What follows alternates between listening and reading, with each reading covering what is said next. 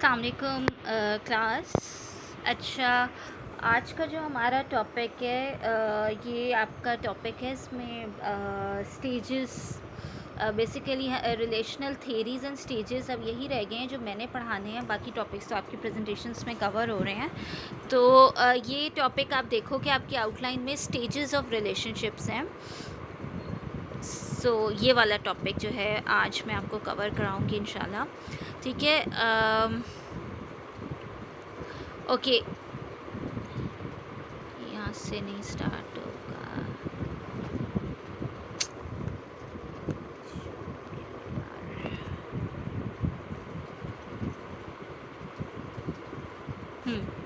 Stages of relationship, ये ऊपर इससे पीछे उन्होंने जिसने एक्सप्लेन किया है, लाइक बेसिकली ये जोटे बर्गन एंड जेरोल्ड हैले, इनका काम है इसके ऊपर ना, स्टेजेस ऑफ रिलेशनशिप का। ठीक है। अच्छा, तो यहाँ से हम स्टार्ट करेंगे। पीछे से ऐसे जितना ज़रूरी नहीं है उसको करना, क्योंकि important thing is to learn about stages of relationship. ठीक है। Over the years communication scholars identified 5 basic stages in relationships. Like वो यही कहते हैं कि जो कम्युनिकेशन स्कॉलर्स हैं, लाइक इसमें सिर्फ एक का काम नहीं है, देयर आर मैनी। और इन्होंने उसको उसके ऊपर जो है ना वो लिटरेचर रिव्यू किया है, लाइक ओवरऑल जो है ना उसका क्रक्स निकाला है, जिनके नाम मैंने ऊपर लिए हैं ना। ठीक है। तो many scholars have identified 5 basic stages in relationship. वो ये कहते हैं कि रिलेशनशिप्स में 5 स्टेजेस आते हैं।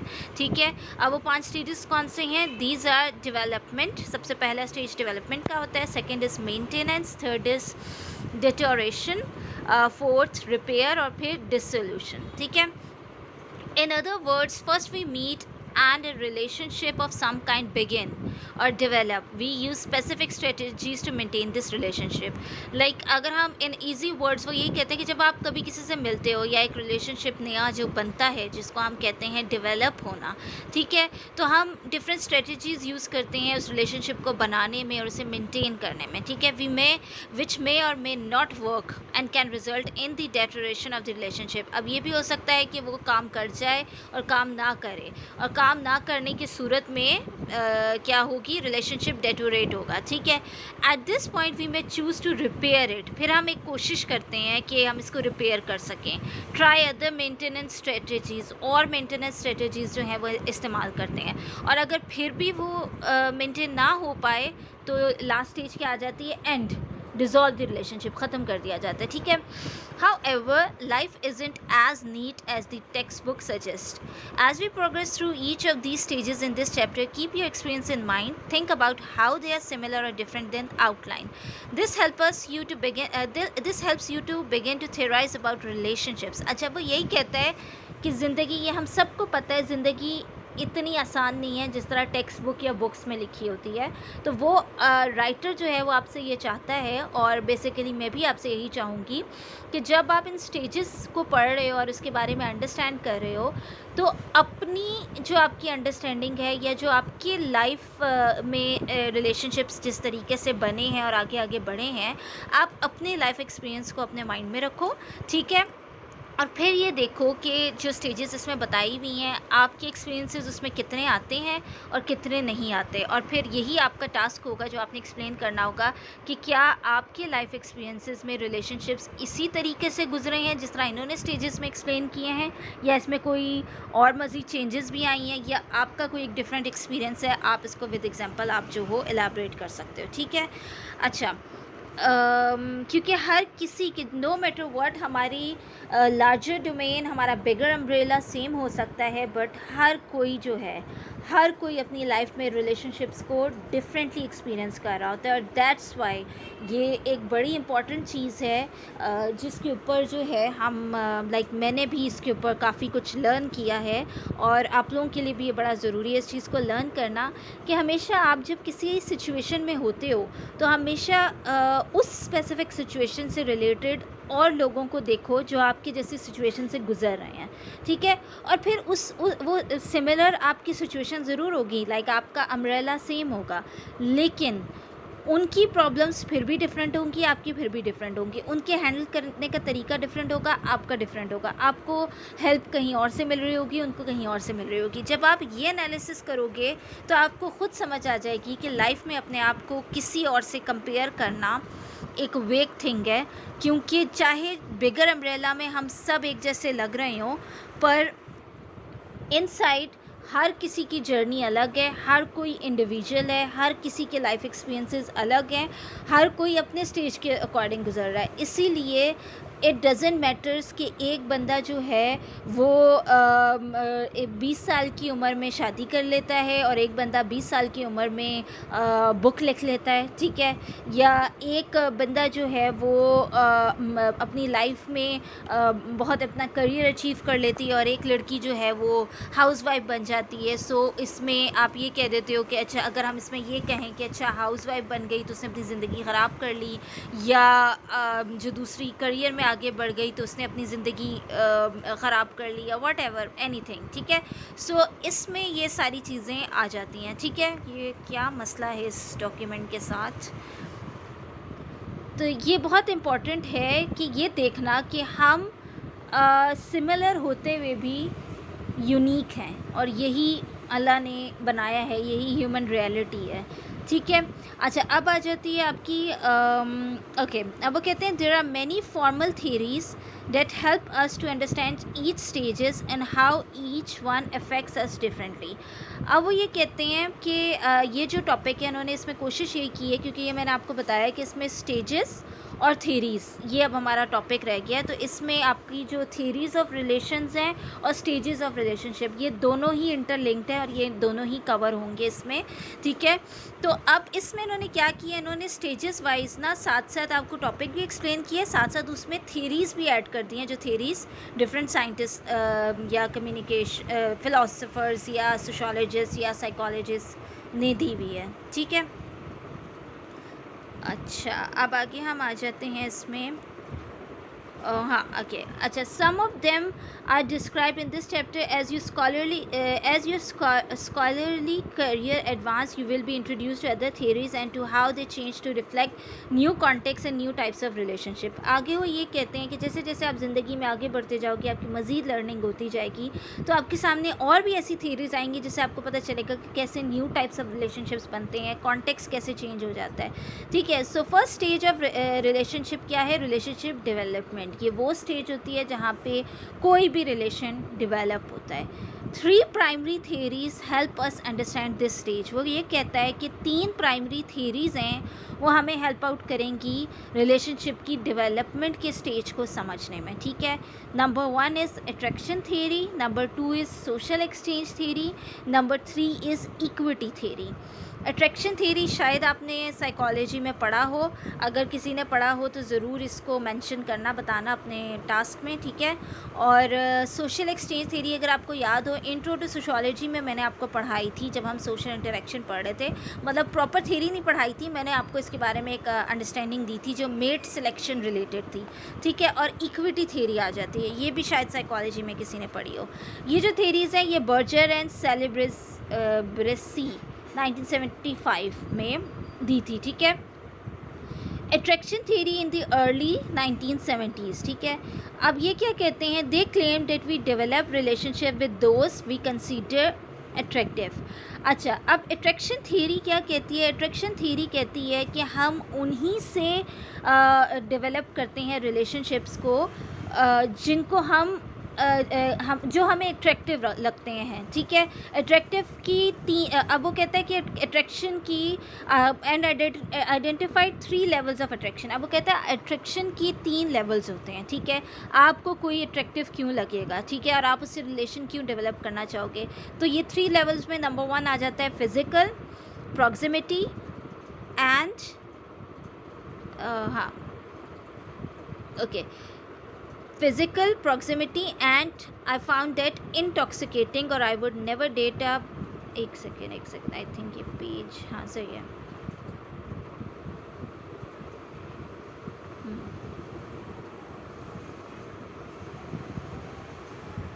हाँ ठीक है, physical proximity and I found that intoxicating, यानी फिजिकल प्रॉक्सिमिटी और इंटॉक्सिकेटिंग, ये 3 स्टेजेस हैं, सॉरी लेवल्स हैं। और I would never date a bad man, this is often the first way we use attraction theory in every day life experience. अब वो example देता है कि अट्रैक्शन थ्योरी की, कि हम अट्रैक्शन थ्योरी को कैसे अपनी डेली लाइफ में इस्तेमाल करते हैं। जैसे आपका एक जो है, हर किसी की पसंद का तरीका या पसंद करने का क्राइटेरिया डिफरेंट होता है। जैसे यहाँ पे उन्होंने एग्जांपल दी, I would never date a bad man, कि मैं कभी भी एक बैड मैन को डेट नहीं करूँगी या पसंद नहीं करूँगी, ऐसे अगर रिलेशन नहीं रखना चाहूँगी। लेकिन ये कुछ लोगों की फीलिंग्स होगी, कुछ ऐसे भी लोग दुनिया में पाए जाते हैं जिन्हें बैड मैन भी अच्छे लगते होंगे, ठीक है। सेम अगर आप देख लो, इसी तरह हम अपनी अट्रैक्शन की, हम किसी से बात करने की रीज़न्स क्या लेते हैं, सबसे पहले उनकी फ़िज़िकल अट्रैक्शन, ठीक है।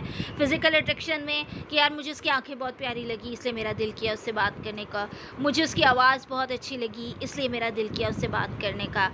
और तो इसमें जो है चीज़ क्या होती है कि like one of my friend, अब इसमें एक बड़ी मज़े की एग्जांपल मैं आपको बताती हूँ। मैं और मेरी फ्रेंड हम आपस में बात कर रहे थे, तो मेरी फ्रेंड है उसने मुझसे कहा कि लाइक उसका ऐसे कोई प्रपोज़ल आया, तो उसने ना कहा किसी फ्रेंड थ्रू फ्रेंड तो हुआ, तो उसने फ़ोन पे बात की, तो लड़के की आवाज़ बहुत प्यारी थी, तो उसको बहुत अच्छी लगी, अट्रैक्ट की उसकी आवाज़ जो है ना। तो उसने फ़ौरन अपनी जिसने उसको रिकमेंड किया उसको कहा हाँ हाँ ठीक है सही है, तो अब बात आगे बढ़ाओ, तो फैमिली में भेज दो, तो हम मिलना चाहेंगे इस तरह। तो जब वो लड़का आया उसने सामने से देखा और उसने उससे मिलने से इनकार कर दिया, क्योंकि उसको जो वॉइस का जो था अट्रैक्शन वो और थी, वो आवाज़ के अकॉर्डिंग तो अच्छा था, प्यारा था, सब कुछ लगा था उसको आवाज़ के अकॉर्डिंग, बट फिज़िकल वो टोटली ऑपोजिट था। फिज़िकली वो उसकी अट्रैक्शन थ्योरी के अकॉर्डिंग नहीं आ रहा था। तो यही करते हैं हम बेसिकली, ये तो एक जस्ट वन एग्जांपल थी, लेकिन हम इसी तरह करते हैं ना, हर किसी के क्राइटेरिया ऐसे हैं। जैसे मैं भी अगर कहूँ, मैंने आप लोगों से पहले भी फर्स्ट क्लास में भी हमारी जब ह्यूमन रिलेशनशिप की क्लास थी, तो मैंने आपसे शेयर किया था कि मुझे वॉइस बहुत अट्रैक्ट करती है, लेकिन डेफिनेटली वॉइस जो है वो अट्रैक्टिव हो तो ज़रूरी नहीं है कि बंदा भी अट्रैक्टिव हो, ठीक है। सो हर किसी की और हमारे क्राइटेरियाज अट्रैक्टिवनेस के डिफरेंट हैं। Like for us beauty is white colour, but for Africans beauty is not white colour, ठीक है। For us might be height is an attractive thing, किसी के लिए हाइट अट्रैक्टिव थिंग नहीं है। किसी के कुछ लड़के ऐसे होते हैं जो कहते हैं कि हाँ, मतलब ज़्यादातर यही समझा जाता है ना कि पतली लड़कियाँ पसंद आती हैं, लेकिन ऐसे भी लोग हैं दुनिया में जिन्हें पतली लड़कियाँ नहीं पसंद आती, जिनको ये होता है कि नहीं ये क्या, ये तो बिल्कुल पतली, ये तो सही नहीं है, हमें तो ज़रा बल्कि सी चाहिए। So that is attraction physical आपकी डिफरेंट होती है, ठीक है। सो वो कहते हैं for example there is relational research that found that when dating is the goal man consider physical attraction more than women. अब वो कहते हैं कि एक रिसर्च के अकॉर्डिंग जब कभी किसी लड़की को पसंद करना होता है तो लड़के फिज़िकल अट्रैक्शन ज़्यादा देखते हैं लड़कियों से ज़्यादा। देखा जाए तो वैसे लड़कियां भी प्रॉपर पूरी अट्रैक्शन जो है वो चेक करती हैं, लेकिन वही बात आ जाती है क्यों इस तरह से है, क्योंकि अगर हम एशियन सोसाइटी की बात करें, लाइक ये तो शायद ओवरऑल जनरल उन्होंने एक एग्जांपल दिया, बट अगर हम एशियन सोसाइटी की बात करें तो girls are not allowed to explain there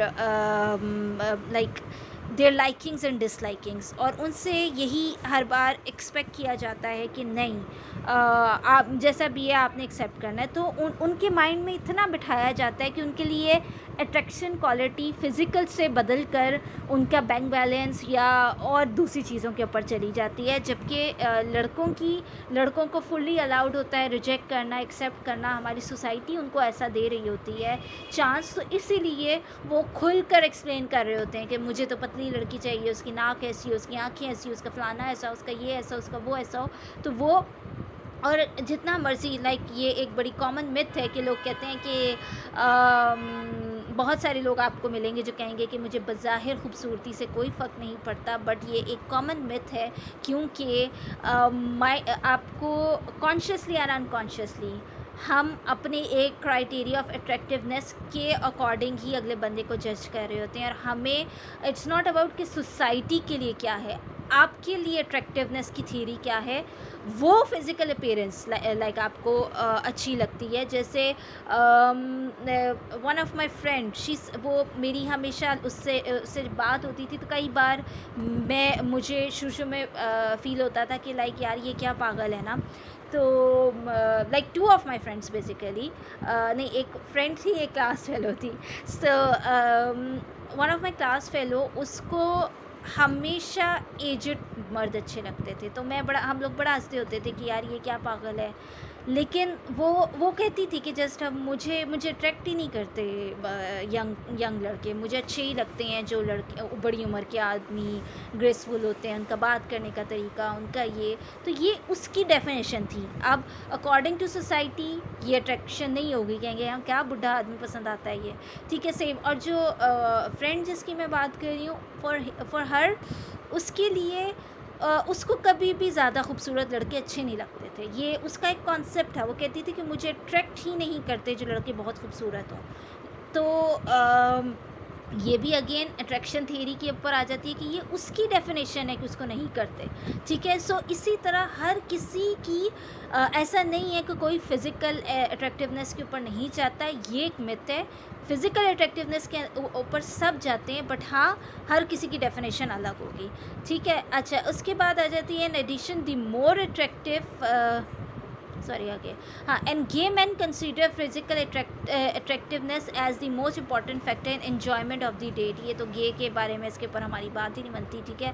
in addition the more attractive you find someone, the more likely you will exaggerate your own good qualities to get a person with that, to get a date with that person. Definitely जब आपको कोई बंदा attractive लगता है या उसमें कोई ऐसी क्वालिटीज़ आपको नज़र आती हैं जो आपको बहुत फैसिनेट करती हैं, तो आपकी कोशिश क्या होती है कि आप अपने आप को अच्छा दिखाना शुरू करते हो ताकि वो आपको सिलेक्ट कर ले, ठीक है। लाइक फॉर एग्जांपल, अगर एक बंदा आपको पसंद आया और उसको आपने किसी लाइब्रेरी में उसको देखा और वो बुक्स ढूंढ रहा है, तो अब आप क्या कोशिश करोगे कि इसके साथ मैं बात कैसे करूँगी। आपको खुद बुक पढ़ना पसंद नहीं है, उसको जाके आप कहोगे नहीं मुझे बुक पढ़ना बहुत पसंद है और मैं भी बुक्स देखने आई हूँ, तो ये क्या चीज़ होगी कि यू आर ट्राइंग कि उसको आप पसंद आ जाओ, ठीक है। And if you do exaggerate to date a really good looking person, society thinks that is acceptable, ठीक है। अब वही बात है कि सोसाइटी अगेन यहाँ पे बात आ जाती है कि अगर आप एग्जैजरेट करोगे गुड लुकिंग बंदे किसको अप्रोच करने के लिए, तो सोसाइटी इसको ओके समझेगी।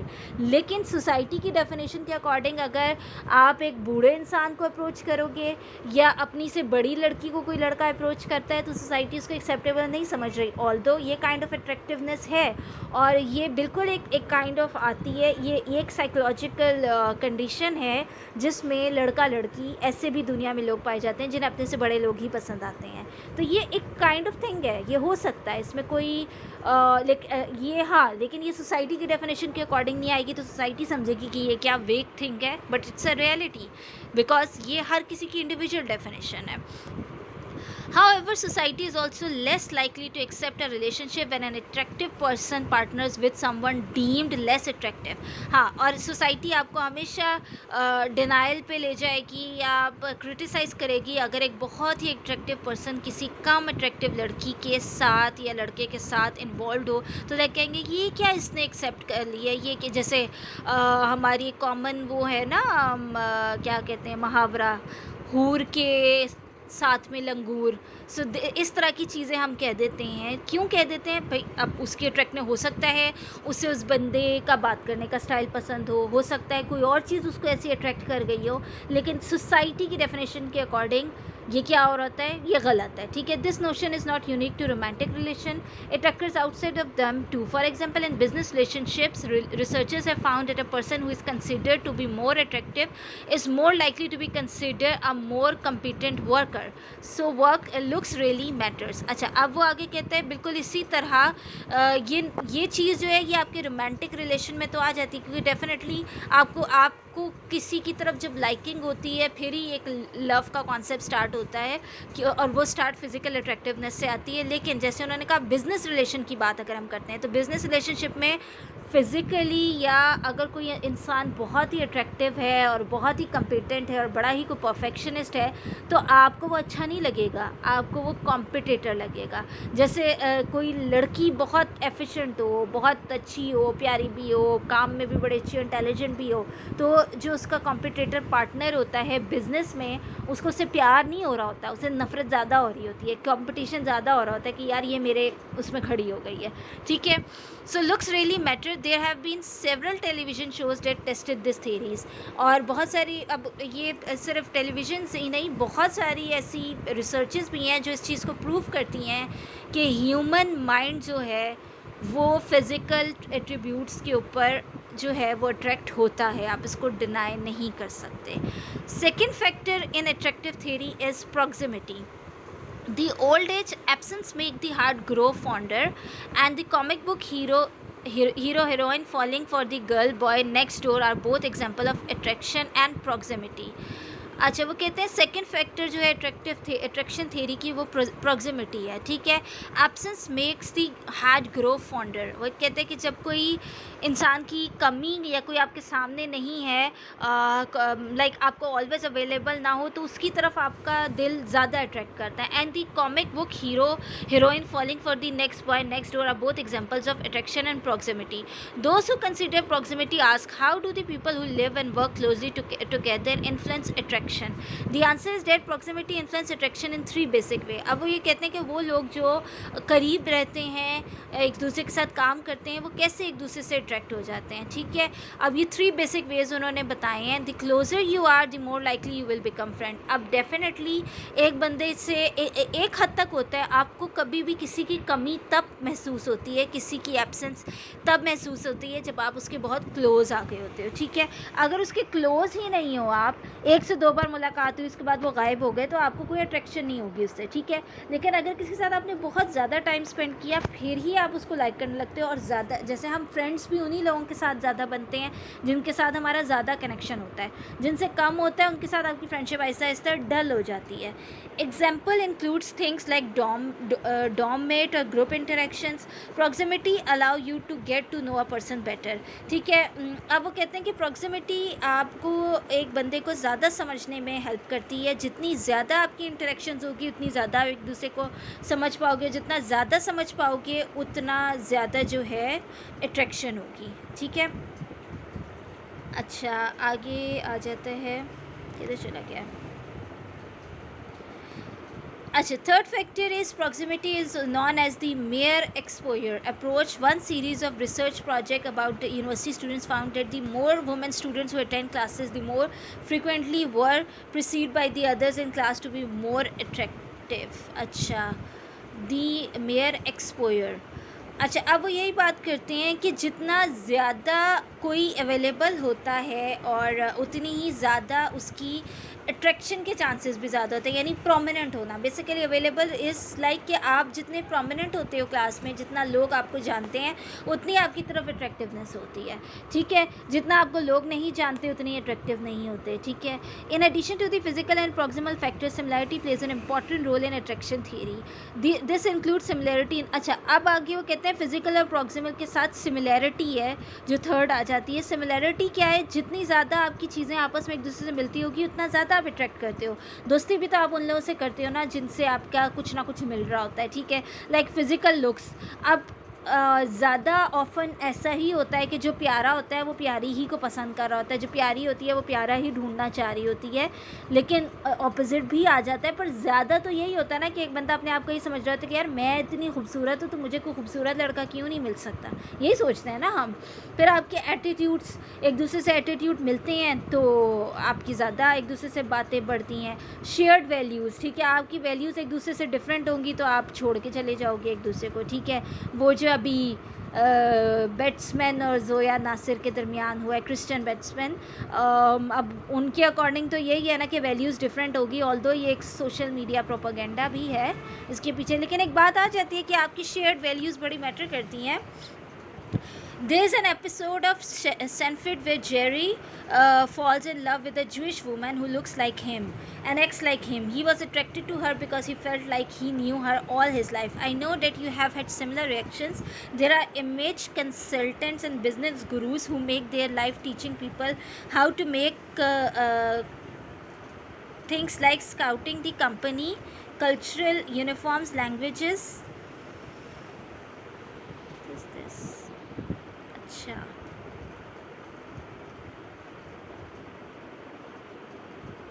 किधर है? अच्छा, वो यही बात करते हैं इसमें कि ना उन्होंने इसमें एक फ़िल्म की एग्जांपल दी है कि जैसे कोई बंदा हम किसी की तरफ अट्रैक्ट होते हैं, हम सोचते हैं यार ये तो बिल्कुल इसको मेरी जैसी चीज़ें पसंद हैं, ये मेरी जैसी ही है, मेरे जैसा बोलती है, या इसकी गोल्स मेरे जैसे हैं, तो आप उसकी तरफ अट्रैक्ट होने लगते हो। ठीक है, अच्छा आगे वो कहते हैं, would you go to an interview at an employer that value formality, business suits and ties, wear a pair of khaki pants and a golf shirt? Probably not. Yes, similarity is important. However, what about the ideas that opposite attracts? This is called complementary attraction. अच्छा, similarity तो attract करती है, लेकिन हम इसको भी deny नहीं कर सकते कि opposite भी attract करता है। ठीक है, उस opposite attraction को हम complementary attraction कहते हैं. This is where one falls in love, for example, with someone who is dissimilar to ourselves, कि किसी ऐसे इंसान से मोहब्बत का होना जो आपसे बिल्कुल नहीं मिलता। ठीक है, जैसे उन्होंने कहा कि in the musical the music man, for example Marian, the practical and predictable librarian fall for Harold Hill, the flitty con man. In a complementary attraction, we fall in love with those who have positive attitude that we feel we do not have but perhaps secretly want. In Eastern spirituality, this is represented by the yin-yang balance, and in popular culture, we often see this exemplified by the introvert who marries the extrovert.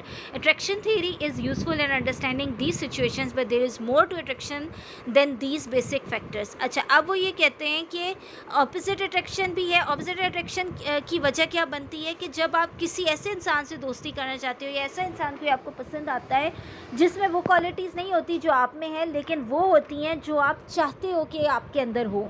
ठीक है, तो इसीलिए हम attract कर जाते हैं। ठीक है, जैसे कि एक इंट्रोवर्ट एक्सट्रोवर्ट से शादी कर ले, जैसे काजोल और अजय देवगन बिल्कुल नहीं बोलता, काजोल जो है वो बहुत बोलती है, तो कहीं ना कहीं वो बैलेंस्ड भी हो जाती हैं चीज़ें। इस तरह भी लोगों के रिलेशनशिप्स चलते हैं।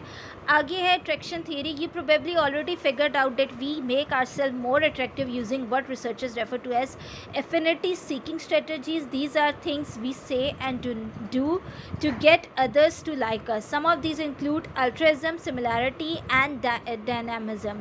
Altruism, helping the other without thinking of yourself, putting the others first. अच्छा, एक अल्ट्रुइज्म है कि जो आपको वो लोग पसंद आते हैं जो दूसरों को विदाउट रीज़न हेल्प करना चाहते हैं और अपनी जगह दूसरों को इम्पोर्टेंस दे। सिमिलैरिटी आ जाती है, demonstrating that you share similar values and attitudes, आप उसकी तरफ अट्रैक्ट होते हो। डायनामिज्म आ जाती है, पेयरिंग एंथ्यूजिस्टिक, कोई बंदा आपको बहुत एक्टिव लगता है, एंथ्यूजिस्टिक लगता है, गोल ओरिएंटेड लगता है, कोई डायनामिक पर्सनैलिटी लगती है, तो आप उसकी तरफ अट्रैक्ट करते हो। There are many other. What would you do to get someone to like you? Can you think of any example where you did this and it worked? How about when it backfired? Attraction theory is a valuable tool for helping us think about developing relationships, but it is just one of many theories in this area. Another theory में relational communications. Okay, अच्छा, अब वो कहता है कि आपने ये बताना है, ये आपका टास्क भी है, इसमें मज़े की एग्जांपल आप दे सकते हो।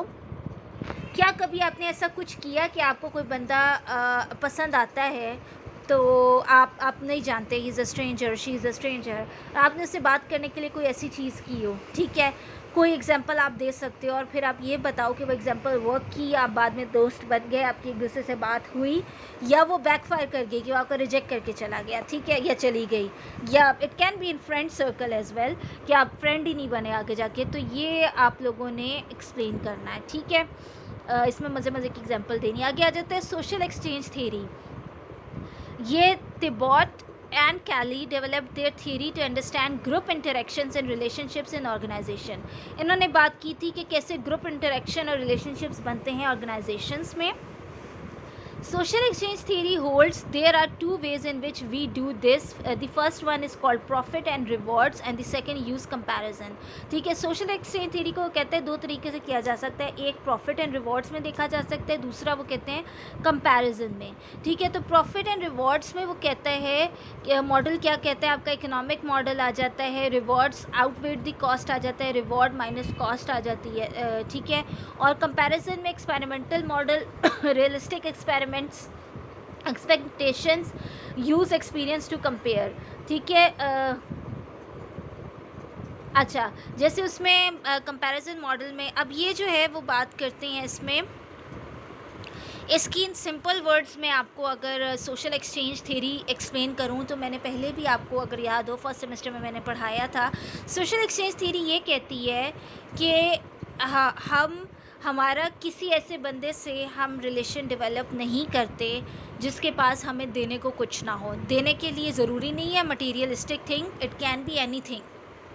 ठीक है, तो सोशल एक्सचेंज थ्योरी कहती है कि मेरे पास अगर कुछ ऑफ़र करने के लिए है और दूसरे के पास भी कुछ ऑफ़र करने के लिए है और दूसरे जो ऑफ़र कर रहा है, मैं जो ऑफ़र कर रही हूँ वो सेम है, तो हम आगे से हमारी लाइकिंग बढ़ेगी और हमारा रिलेशन डेवलप होगा. लेकिन अगर मेरे पास कुछ नहीं ऑफ़र करने के लिए तो मैं जो है अगला भी मुझसे ताल्लुक़ नहीं रखना चाहेगा. ठीक है, लाइक इसमें पावर का कॉन्सेप्ट आ जाता है. इसमें हो सकता है कोई बंदा इतनी डायनामिक पर्सनालिटी होती है, इतनी फ्रेंडली होती है कि आपका दिल करता है कि आप उससे जाके दोस्ती करो. किसी इंसान कोई इतना ह्यूमर में अच्छा होता है कि उससे बात करके आपको अच्छा लग रहा होता है.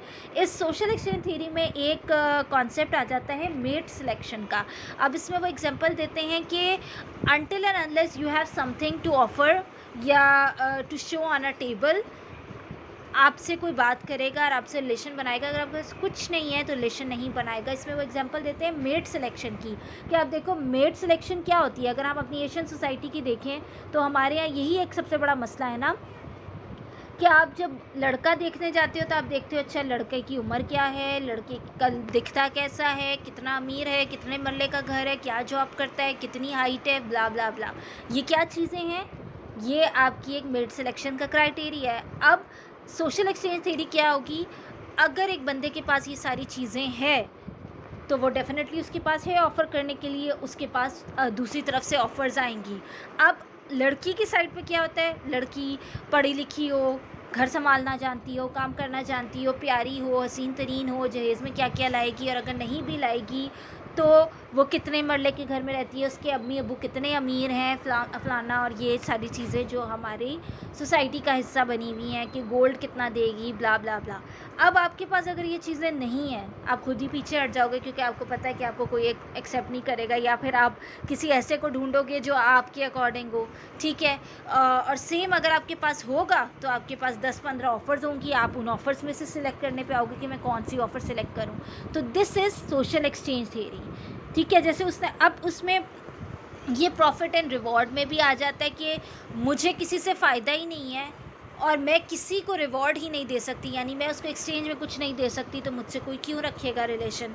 कंपैरिजन मॉडल कहता है इसमें आ जाती है वो चीज़ें लाइक आपका पास्ट एक्सपीरियंस. ठीक है, अब इसमें आ जाता है कि जैसे एक बंदा है, जैसे इन्होंने इधर एग्जांपल दी है कि एक आपने एक आर्टिस्ट को डेट किया. ठीक है, उसने आपको इग्नोर कर दिया, तो आप कभी भी किसी आर्टिस्ट के साथ डेट नहीं करोगे. आपका पास्ट एक्सपीरियंस आ जाएगा बीच में कि नहीं यार वो तो आर्टिस्ट लोग ठीक नहीं होते.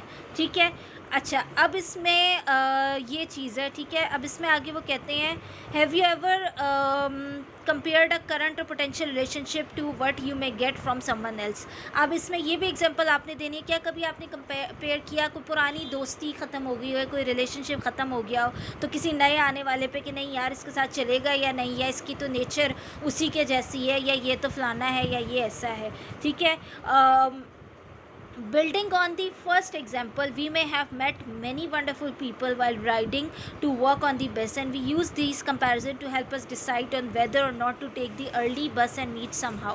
ठीक है, अब आप किसी जगह पे आपका एक बार एक्सपीरियंस रहा जहाँ पे लोग अच्छे नहीं आते, आप दोबारा उस जगह पे नहीं जाते कि नहीं यार फ़ायदा कोई नहीं है, यहाँ लोग अच्छे नहीं आते, तो हम कंपेयर तो कर रहे होते हैं ना, यही चीज़ वो कहते हैं. ठीक है, उसके बाद आ जाती है आपकी equity theory. The third theory we use to understand relationship stages and development is called equity theory. ये जॉन एस एडम्स ने दी है. Developed this theory to understand workplace relationship. ये theory उसने develop की थी workplace relationship के लिए. आप लोगों में से जो लोग presentations देंगे relationship on workplace या family और इस तरह के, उसमें ये theories भी आप relate कर सकते हो. ठीक है. He maintained that we develop and maintain relationship when the ratio of the reward and cost is equal to that of your partner. ये वो कहता है वर्क प्लेस रिलेशनशिप में. उसने इक्विटी थ्योरी की बात की थी कि हम हमेशा किसी बंदे से दोस्ती करना या उसके साथ आगे रिलेशनशिप डेवलप करना या कॉन्टेक्स्ट बनाना चाहते हैं जिसके साथ हमारा जो रिवॉर्ड एंड कॉस्ट है वो इक्वल हो to that of your partner. ठीक है, कि आपको रिवॉर्ड भी उतना आ रहा है जितना, यानी आपका गिव एंड टेक बराबर है. ठीक है, अगर आप लाइक इसी तरह जैसे कहते हैं ना कि एक बंदा है, आप कहते हो वो डिफेंस में रहता है तो वो मुझसे दोस्ती इसलिए करेगा क्योंकि मैं भी डिफेंस में रहती हूँ. ठीक है, तो इसी तरह से वर्क प्लेस में आपकी यही है ना कि अगर आपके पास स्किल्स हैं, आपके पास कुछ है ऑफ़र करने के लिए, तो अगला बंदा भी आएगा आपके पास और आपसे वो इंसान दोस्ती करने को तैयार होगा या आपकी उसके साथ कंपैटिबिलिटी ज़्यादा अच्छी बनेगी जिसके पास आपको कुछ ऑफ़र करने के लिए. ठीक है, दैट इज़ कॉल्ड इक्विटी. अब ये सिंपल है, ये सिमिलर है सोशल एक्सचेंज थ्योरी के, क्योंकि सोशल एक्सचेंज थ्योरी भी इकोनॉमिक मॉडल की बात करता है कि जितनी आपके पास मटेरियलिस्टिक थिंग है ऑफ़र करने के लिए उतना ही आपके चांसेस हैं कि लोग आपसे रिलेशन बनाएंगे और आपको पसंद करेंगे. तो इक्विटी में भी यही होता है कि जब बराबरी के लेवल पे आप रिलेशनशिप बनाते हो, बराबरी से कम पे आप नहीं बनाते. However, it differs in that the keywords here are equal relationship. In relationships, we want to be equally satisfied. ठीक है, अब यहाँ पे equal relationship में वो कहते हैं कि जब तक आप equally satisfied नहीं होते रिलेशन नहीं चलता. For example, a husband and wife might share workloads equally or split the household expenses equally because doing so satisfy them at the same level. If the balance tip in favor of one over the other, problems arise. Adams' theory relies on the notion that people value their fair treatment and are motivated by it. It is perceptual theory in that it is perceived equality that makes the difference. If the husband in the previous example perceived that he is not paying his fair share of the expenses, even he is doing so, the relationship can deteriorate. अब यहाँ पे इस example से आपको ख़ुद पता चल जाएगा कि हमारे पाकिस्तानी या एशियन सोसाइटी में रिलेशनशिप्स के डिज़ोल्व होने की मेन रीज़न क्या है. और मेन रीज़न यही है कि एक बंदा अपने आप को सुपीरियर समझता है, दूसरा इन्फीरियर हो जाता है. अब इसमें अगर औरत ज़्यादा कमा रही है, औरत करियर ओरिएंटेड है, औरत भी दे रही है, तो वो अपने आप को सुपीरियर समझने लगती है. और अगर मर्द कमा रहा है और वो औरत को पाल रहा है और वो घर पे रहती है, घर के काम करती है, तो मर्द अपने आप को ज़्यादा समझने लगता है.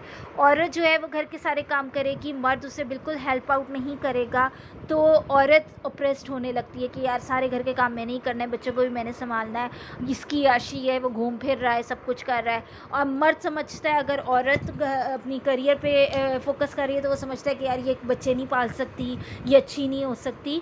तो दैट्स वाई यहाँ पे रिलेशनशिप्स हाईली डेटोरेट होते हैं और डिज़ोल्व हो जाते हैं क्योंकि इक्वल लेवल नहीं है.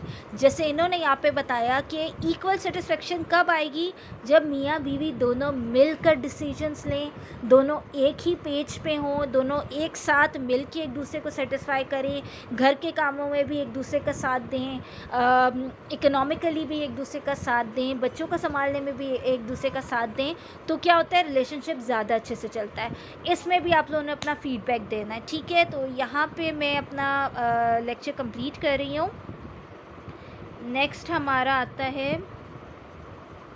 सेकेंड स्टेज है रिलेशनशिप मेंटेनेंस.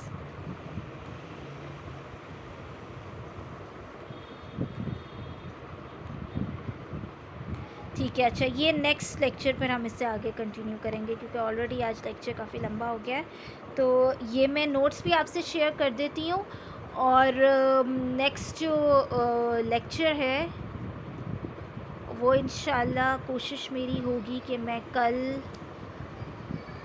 या ट्यूसडे को सेंड कर दूँ आपको. ठीक है, अच्छा एक और चीज़ आपने करनी है ताकि ये थोड़ा सा काम मेरे लिए भी आसान हो जाएगा और हम जल्दी जल्दी कोर्स कंप्लीट कर सकेंगे. ये जो सेकंड स्टेज है मेंटेनेंस की, ये भी आप लोगों ने पढ़ना है और पढ़ के अपना फीडबैक देना है इसमें, ठीक है। तो मैं थर्ड फोर्थ फिफ्थ स्टेज जो है वो आगे इसको कंप्लीट कर दूँगी।